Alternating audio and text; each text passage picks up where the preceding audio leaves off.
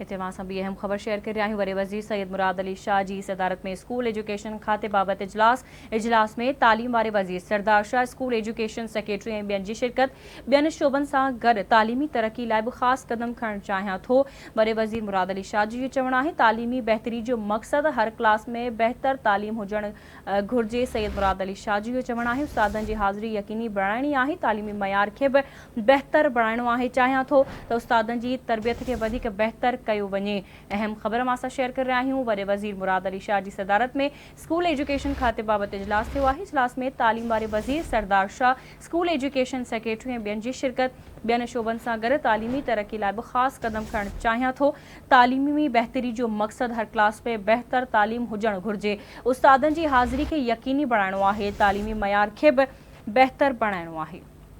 इन ही हवाले से तफ़सील ॿुधाइण लाइ असां लाइन ते मौजूद है कराची में आवाज़ न्यूज़ रिपोर्टर आमिर सुप्रो। जी आमिर, इजलास के हवाले से वधीक अपडेट कजो।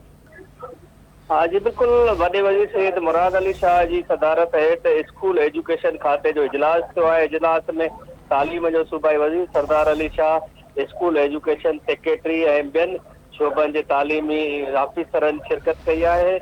वॾे वज़ीर जो इहो चवणु आहे त तालीम जो बहितर मक़सदु आहे त माण्हुनि खे सहूलियत ॾिनी वञे। वॾे वज़ीर इहो बि चयो आहे त उस्तादनि जी हाज़िरी खे यकीनी बणायो वञे ऐं तालीमी मयार खे बहितर खां बहितर बणायो वञे।